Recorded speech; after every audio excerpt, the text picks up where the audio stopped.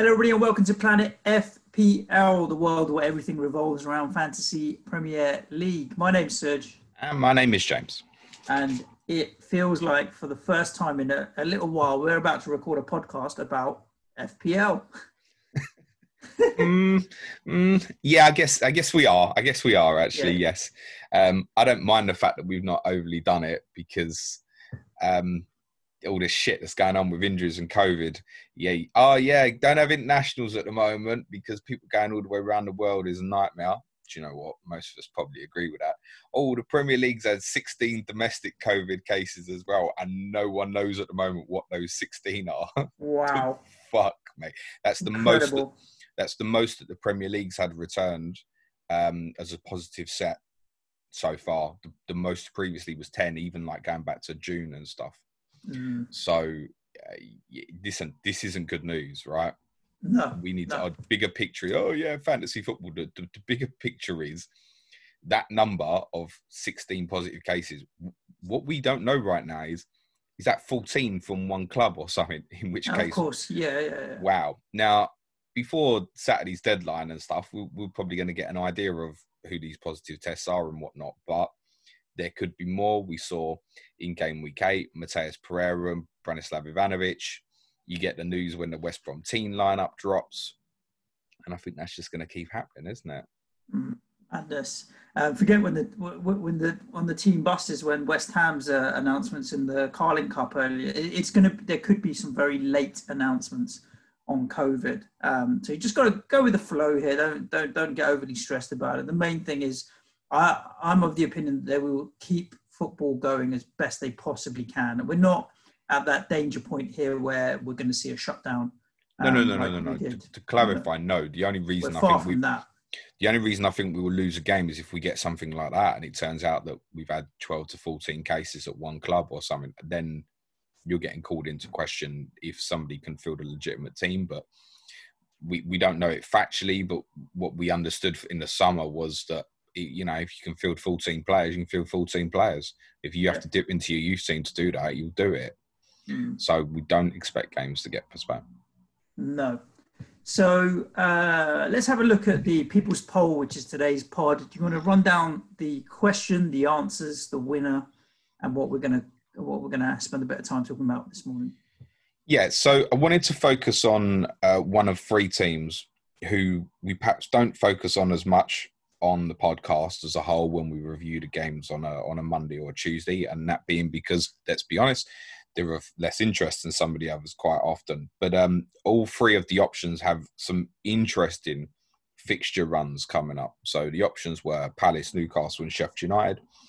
Palace have an immediate 3 good fixtures coming up, which really appeal, especially considering a lot of people have got a red or yellow flag somewhere. You're doing if you've got no flag in your squad at the moment, you're doing really well. Yeah. And it's probably going to turn around and you'll hit Friday and be like, shit, I've got 4. How did that happen? Newcastle United, who obviously have a difficult fixture against Chelsea this weekend, but then have a nice run of 5 fixtures, which is quite interesting, actually. And Sheffield United, I think, have got between now and January the 2nd, I'd say overall, probably the 4th best fixture stretch. So the idea was to put these 3 up. Let's have a conversation. And unsurprisingly, people want to go for the immediate solution, which is Crystal Palace, which received around about half the votes. And that's what we're going to be talking about today is Eagles. Yeah, so Crystal Palace sitting pretty at 8th in the table at the moment. 13 points from 8 games. That's a decent return. I mean, the fixtures have been mixed so far. They might stay up on that, mate. Yeah, true, the way it's going. Their goal difference is 0, which is not great, but Wolves, who are below them in the table on 13 points, have a goal difference of -1. So even Arsenal below them have a negative goal difference at the moment. So we know that Crystal Palace are never what you'd call prolific. They're just very good at keeping it tight at the back, but they've scored more goals than Wolves, Arsenal, Man City, albeit in a game less. And so they're doing bits here, but at the same time as well, from an FPL point of view, none of their players other than Wilf Zaha has been tearing it up or delivering FPL points to any extent that you would feel comfortable with the returns you've received as well. It's a bit of a tricky one. I think Palace, as a fan, I enjoy watching Palace. As boring as they are, I love teams that have good structure and shape. And Palace are possibly one of the best at that. Crystal Palace are a side that can rock up any game at any time and get something out of it. Because if they defend properly, and there was no better example of this than the game week 2 win at Old Trafford, where they played 2 banks of 4. You didn't have to be a genius to watch a game tactically to know what was going on. The midfield 4 stayed very close to the back 4. So United couldn't, Bruno Fernandes really struggled to find space in the game, for example. The goal that United did actually get came from a deflected ricochet. And they forced United into wide areas and said, you are basically not going to create a chance through the game, essentially. And they left the 2 up front to go and cause real damage. And the biggest change in them tactically this season to last is obviously the system. And in particular, what is obviously crucial is the main man, Wilfried Zaha, and where he's playing. So when I owned him in FPL sort of December, January last year, they had an amazing run of fixtures over like 8 games in December. It wasn't even close, but they had the best sustained fixture run. And I think I maybe got a goal and 2 assists out of him. And he played all the games, I'm pretty sure. But he also played them on the left. One of the things the regular listeners might have heard me speak about a lot with Zaha is my frustration that when the ball's on the right-hand side and he's playing on the left, he doesn't bust the gut to get into the penalty box or get to the edge of the box. He kind of just hangs left. Now, it might be on reflection that that's under manager's instruction, but I find that really difficult to believe that the ball's on the right-hand side and the manager's going, no, stay left, mate. Don't get involved centrally where you might get some returns. So I think what's happened is Hodgson has changed system to get the best out of Zaha particularly. And it's worth saying we have seen him do very well before, right? In 18-19, he scored 10 goals and 11 assists, basically playing as a centre forward. Really good. And so far this season, that was 21 returns. He has 7 returns in 8 games so far this season, and 5 of them obviously goals to go with the 2 assists. He's basically playing up front in a 4-4-2 now. That's what's changed. Palace most commonly had been 4-5-1 or 4-3-3 with Zaha playing as left forward last season. Now he's playing as the left-sided centre forward as a 4-4-2. And what that obviously enables him is he can still go and float into the areas that he really likes, which is wide left, inside left. You don't see him popping up on the right wing too much, for example. It's all centred around a system to get the best out of Wilfried Zaha. And therefore, he's proving a decent FPL asset again. You own him, Suj, don't you? I do indeed. So what's the feeling at the moment? So Wilf Zaha, over the course of the season so far, has scored 54 points in 8 games, which is 7 points a game, isn't it? Do the maths. I don't know your maths is, mate, but that sounds spot on to me. Yeah, so 7 points a game over the course of an entire season, 7 by 38. You're talking 266 points. Now, he's not going to get 266 points, 6.75 over the course of the season. I've had him for 6 weeks and he scored 31 points, which is 5 points a game. Again, I'm happy to take that from Wilf Zaha. I also bought him at 7.1 million and he's now 7.4 million. So if he does well in the next 3, he could easily go up to 7.5, 7.6. That's the perfect time for me to come off and move away. I may keep him all the way up to the West Ham game, to be honest with you. What he has done with me is he's blanked a couple of games, then he's returned big, then he's blanked again, but then he's chipped away with a goal or assist here or there. So Wilf Zaha is interestingly the only Palace player that I would even consider buying and owning. And now that I own him, there are players that I would rather have ahead of him in a similar price bracket, maybe Jack Grealish for sure, but I can't justify the move. It doesn't feel like it's worth it long term. Actually, it's probably worth it long term, but not in the next 3 weeks with the fixtures they have, not at all. Yeah, I mean, there's a lot of people agree with you with the idea of Zaha being the only option. Tyreek Mitchell's ownership is currently 20.4%, but obviously, or 20.7, sorry, but it's obviously on the fall now. He's lost his place in the team to Patrick Van Arnholt. He also has a knock at the moment. So look, he's in my squad actually, Mitchell as well, I should say, but he hasn't played a single minute for me all season. You mean he's just been sitting on the bench, basically? Yeah. Mitchell is not going to get his place back ahead of Van Aanholt, in my opinion. No. He would need Van Aanholt to get injured or suspended for him to get back in the team now. I don't see any reason why Hodgson would change that. They're obviously in a position at the moment where we're only playing once a week till we get into sort of mid to late December. So there shouldn't be an issue in the immediate where Palace are rotating players. They should, in theory, for these 3 very good fixtures that are coming up, which, to repeat, are Burnley away, Newcastle at home and West Brom away, they should be fielding their strongest 11 in each game, subject, of course, to injuries, etc. For example, Eberechi Eze currently is not flagged, but he's one who's about to hit a flag. He was withdrawn from the England under-21 squad. We believe it's just precautionary, but that would be a major shame because obviously he returned a goal and assist in the Leeds game and impressed. And I think most outsiders would go, he's the natural to fill that threat on the left-hand side that Zaha used to give them. And obviously it allows Zaha to stay essentially.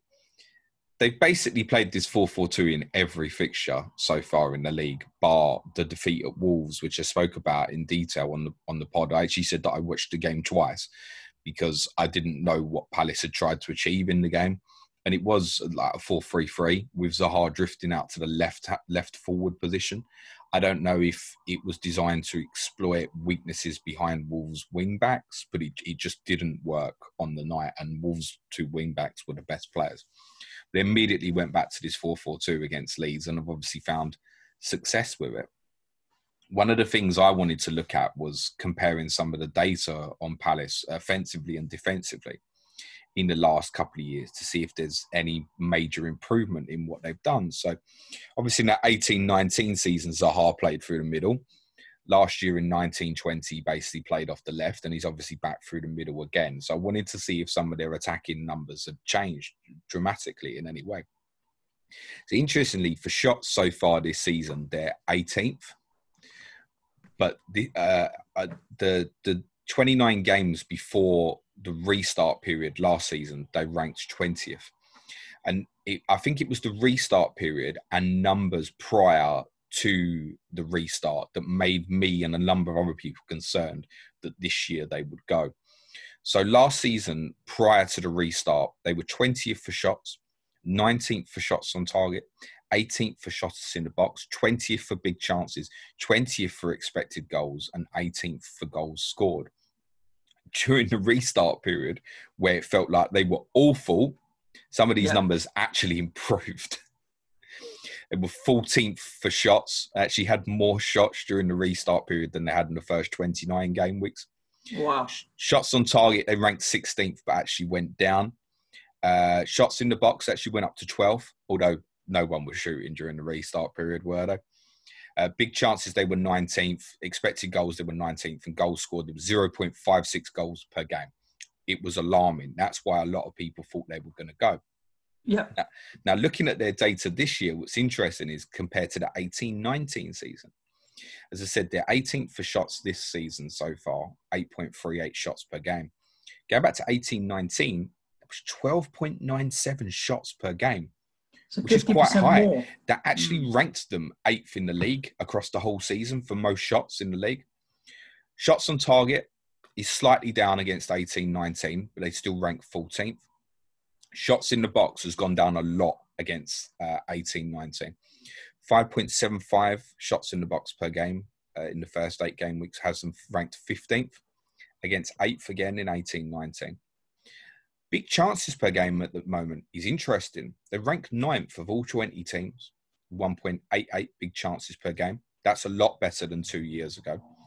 Just trying to think how many penalties they've had this season to put away. I feel like Zaha's true. Zaha's had what? United away, Leeds at home. No, not Leeds at home. Brighton at home. Just the 2, I think, off the top of my head. Yeah, I'm pretty sure just the 2. But listen, Milivojevic probably had a few back then, right? I didn't look at non-penalty XG, to be fair. But their XG so far this year is fine, 1.32 goals per game, ranks in mid-table, and 1.5 goals a game is obviously a huge difference to 0.56 during the restart period, and it's also better than the 1.34 goals per game in 18-19. It suggests that this system has fixed the immediate problems that Palace have, and the fears that I certainly had in the summer that this year they would go are miles off. They're going to be fine. There are currently 5 teams in this league who are not going to match them for goals scored, not going to get near them. And therefore, on that alone, and the fact that they're decent defensively, is going to put them in good place. If you look at some of the numbers this season on them defensively, the alarming one might be the amount of shots that they concede. They rank 18th, 14.12 shots conceded per game. But on target, they rank 12th. For shots in the box, they rank 15th. Big chances conceded, they rank 12th. For XG conceded, they rank 14th. And for goals conceded so far, they rank 9th. These are the statistics that we would expect of a team that's going to finish probably somewhere between 12th and 15th. And I think it's probably roughly where we expect Palace to be at the moment. Do we think they can push for top half? I mean, I predicted everyone to finish top half except Palace, basically. I do think they can. I mean, just talking about their defensive record, because let's try and translate some of that information into our FPL thinking as well, because Palace defensively are pretty decent, but only 1 clean sheet this season, and that was on the opening day of the season. So you're looking at the likes of Guaita and all the defenders, and really in their top 6 point scorers, there's only Guaita who gets in there. But then in 4 of the games, they've conceded only 1 goal, which was the Manchester United game, the Brighton game, which was a draw, the Fulham game, which they won, and the Leeds game, which they won. So 3 of the games that they conceded 1 goal in, they won them. And you know, when you're 2-0 up or 3-0 up, sometimes you leak a leaky goal or what have you. I can see the number of clean sheets increasing. Like 1 in 8, I can't. That would mean they were on a run rate of keeping 4 or 5 clean sheets, 5 clean sheets the whole season. It's going to be more than that, in my opinion. They should get to 9 or 10.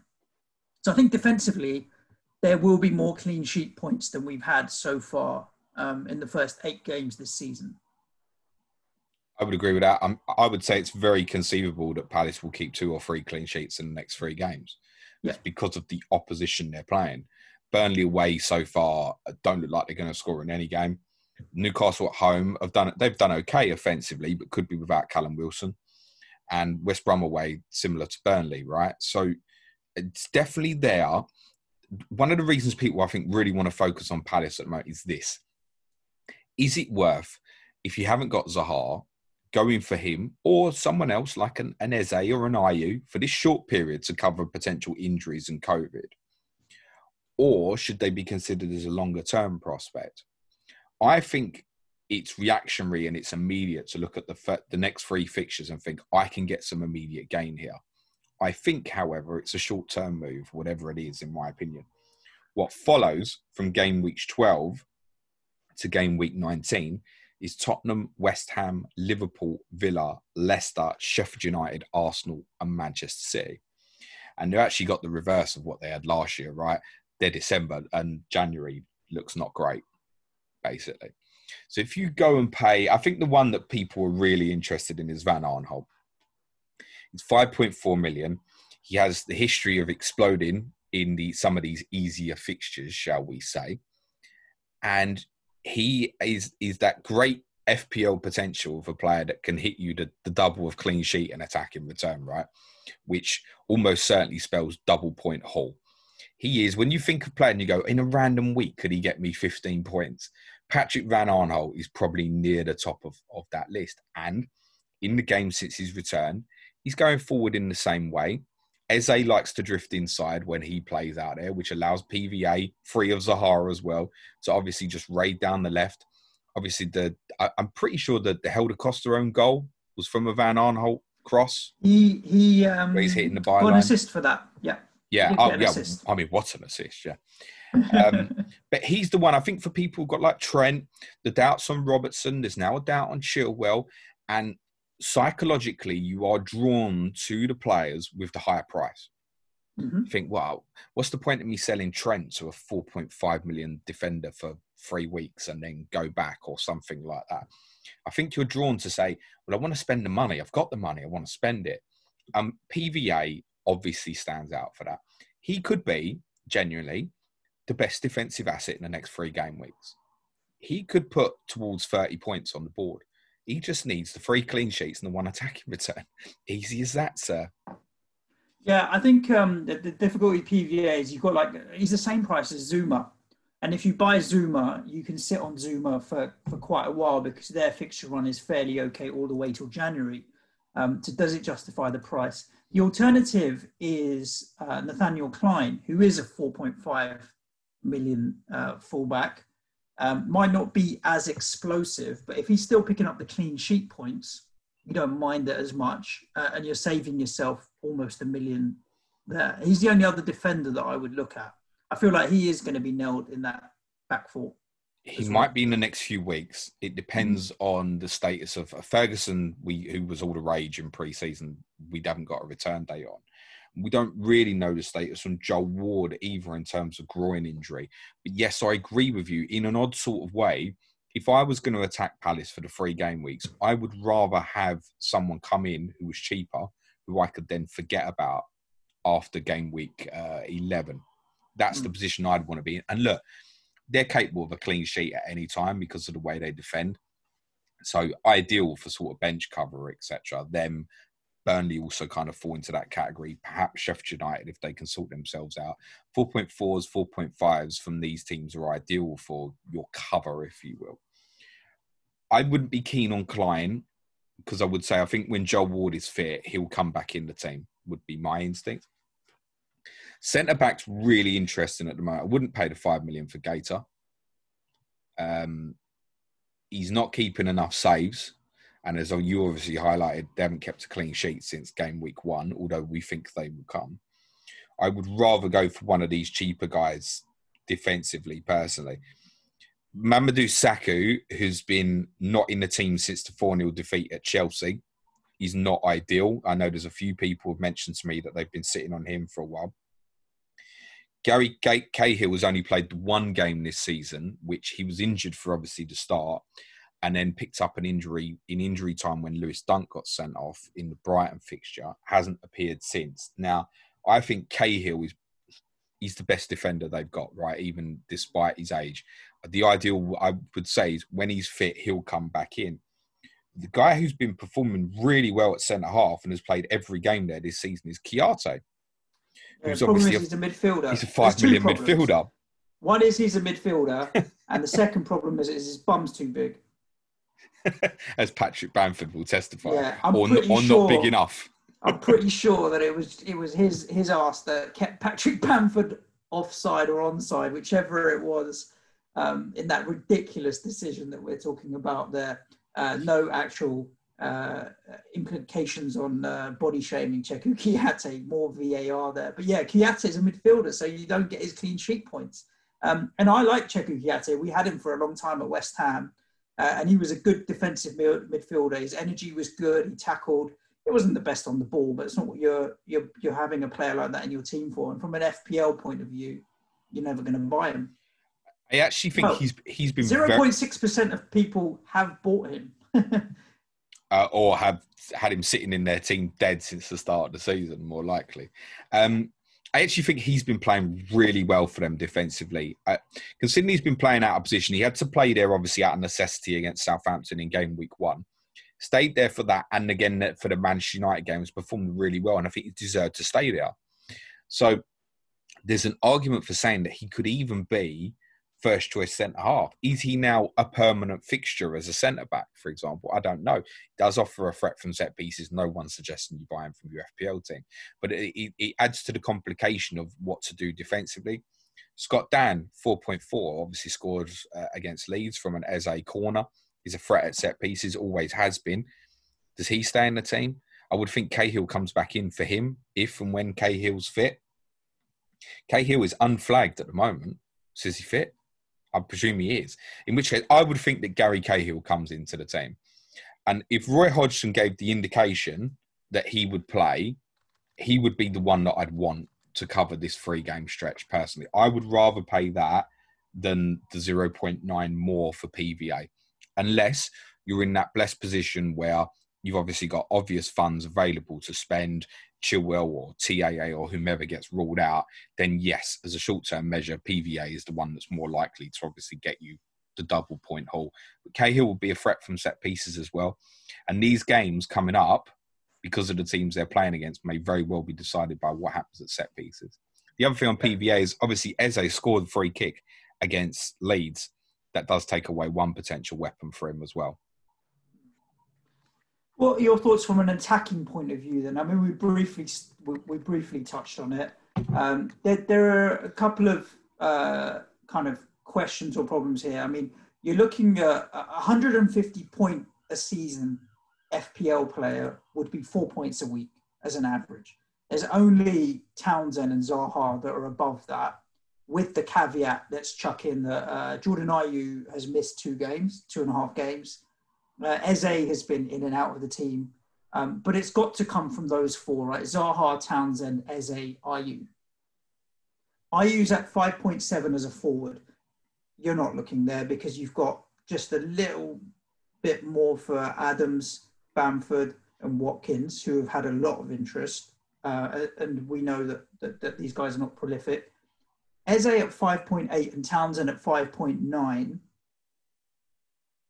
Not really interested. I've got Ross Barkley at 6. I'd much rather have Ross Barkley at 6 million than either of these two guys. And Zaha at 7.4, sure, for a short term, but then you can get to Grealish for that money. So again, are these guys just in a place where if you really fancy a short-term punt, go for it, but longer term, you're going to find yourself coming off? Eze could be interesting for the next three if he's past fit, because as long as he's fit, he can't come back out of the team following the Leeds performance, in my opinion. It was kind of you're part of the team now. And I think a lot of us on the outside had been willing for him to play anyway. Like he's good enough to play at this level, and he should be good enough to play for Crystal Palace as well. Townsend, not an option. Jordan Ayew I owned for long periods last year at 5 million as a sub, basically. So I would not be interested in paying 5.7 million and him starting regularly. I mean, you've got how many good options at 6.1, 6.2, yeah. Watkins, Bamford, all these guys, yeah. Che Adams. You ain't buying Jordan Ayew at that value. And I think with Eze, I would be more drawn to look at someone slightly higher, like Ross Barkley, for example, even, than Eze, and look at it as a longer term hold. So the attacking guys, it would only appeal as Zaha. And for me, basically the same value. If you were sitting there at the moment with neither Zaha or Grealish, which one would you buy? Grealish. Well, I we're think talking about fixture runs. I mean, we're talking about a 3-game decent fixture run for Palace. We're talking about an 8 or 9 for game Villa, yeah. decent fixture run for Villa. I'd be all over Jack Grealish. And I think that's the point, isn't it? If you want Wilfried Zaha, it's probably to supplement Jack Grealish.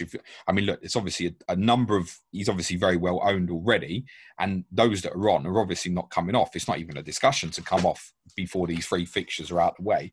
But if you're suddenly thinking, again, you've landed in that pool where you've suddenly got money at that sort of value to burn. I don't know, you're sitting there with a Pulisic still or whatever.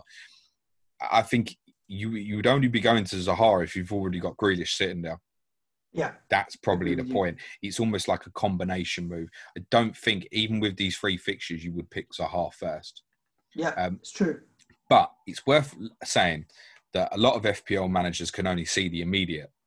They can't equate to Grealish has 8 fixtures and looks more explosive than Zaha has a better 3 fixtures. And can Wilfried Zaha outscore Jack Grealish over the next 3? Yes. Absolutely, he could in those fixtures. The caveat against Zaha as well is in terms of the opposition that they're playing. Burnley and West Brom particularly are probably going to do things to Palace that Palace are very good at doing to others, denying space. Newcastle is probably a little bit dependent on if the likes of Callum Wilson, St. Maximin, etc. are fit, but they're also at their best counter-attacking. Burnley and West Brom, even against Palace, are likely to put low blocks up and shut down that space that Zaha wants to kind of get into now, which is kind of 10, outside 10, where he can receive the ball and run at people. And obviously, he's getting into more dangerous positions than he was getting in last season. But in an odd way, you'd be more enthused about Zaha in the next 3 fixtures, I think, if they were playing the likes of Brighton, Southampton, maybe even Villa, where it just might get a little bit more space. Burnley, West Brom are 2 games that could become very, very frustrating for him, particularly. So, I mean, for myself, who's obviously got an issue like replacing Pulisic, and admittedly, I can go up in value. But Wilfried Zaha and any Palace assets, if I'm very honest, would just not be on my radar at the moment. I had a Trent replacement issue.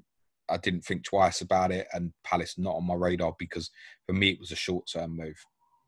I think Palace are really good if you're thinking 1 game week punt, because there's a number of thinking Tottenham Man City fixture swing wild card in game week 10. And if you're looking to wildcard around the time Liverpool play Fulham in game week 12 to deal with the current issue and then come back to them, then Palace are fine. For a longer term, I don't really see it at the moment. If you've got Wilfried Zaha, I think the decision is to be made off the end of these next 3 fixtures. I wouldn't be surprised, Serge, if the next 3 fixtures frustrate you. Yeah, if they do, they do. Logically, I'll be able to look back on it. Can't sell him. No one's advising that. No, at exactly. All. I'm just saying these games could be frustrating. After the next 3, and he doesn't return, it will not have been the wrong decision to stick with him. So you just have to take the rough with the smooth, and that's FPL. At the end of the day, sometimes you make decisions, and when it comes off, you look like the hero, and when it doesn't, ifs and buts might be maybes. We always have amazing decision-making powers when we've got hindsight as a tool to use. So interesting rundown on Palace there, James. I feel like we've got to the conclusion where if you must have one of the defenders, maybe look at Gary Cahill or Klein or maybe PVA if you've got money to burn, and leave the rest, basically. Yeah, the other one just give a shout out to is Jairo Riedeveld, who's he's done all right last few games for Palace. He's a 4.4 million midfielder. If you are looking to shove funds and go to a 4-man midfield, for example, you're looking for a cheap player. He's obviously started the last 4. Did score against Fulham, but then so do most people. But he's in that range of player that you could go to, who's cheap, who's obviously getting minutes at the moment. Personally, I would probably prefer to go to Egypt's best player who has COVID at the moment at the same price, Mohamed El Neni. Actually, no, you would go Riedeveld at the moment, wouldn't you? Because El Neni's got COVID. But I think, generally speaking, if you would go to that value, I would probably prefer to go to El Neni over him. Is El Neni mates with Salah's brother as well? Did he go to the same wedding? Was he there? I don't know. I was not an eyewitness, as you might have guessed, because I ain't left his fucking room for a couple of weeks. Fantastic. There you go, guys. There's a people's poll for you, a rundown on Crystal Palace over the next 3 weeks. Maybe it's given you a bit of food for thought if you were looking for some players to fill some holes in your FPL teams. We'll be back at you tomorrow with Sky Fantasy Football, a rundown. We need some fixture news, and they were talking about releasing December and January together. But who knows what we will and won't get. Yeah, but it probably won't be in the next 24 hours, mate. And then on Thursday, we've got Clash of the Correspondents. We've got Ricky Saunders representing the mighty Spurs, Johnny Pringle representing the mighty Manchester City. It's a title podcast, isn't it, really? 2 clubs in the league. Back up, mate. Oh, dear. Well, one of them might be. And, it won't be my team. On Friday, James will be live streaming again, as well as a deadline stream on Saturday morning, because we're back to a weekend deadline this week. If you need any more content and want a community to get involved with, we do have Patreon as well, where we have a Slack channel with over 300 people chatting stuff about football, and a daily podcast for patrons only as well. Patreon.com/PlanetFPL. Excuse me, anything else to add, James? No, I think so. Just thanks for the feedback and support on yesterday's pod, Homophobia and Football. We think it went down okay. There's loads of things we feel like we missed in hindsight, but we think it's a good open conversation, gets people talking. Exactly. There we go. Hit subscribe wherever you are listening to the podcast, iTunes, SoundCloud, Stitcher, whatever else, Spotify, especially all of that stuff. Stay safe wherever you are. Be kind to each other. Ciao for now. Thanks, everyone. Be nice to each other. Cue music, please, Mancha.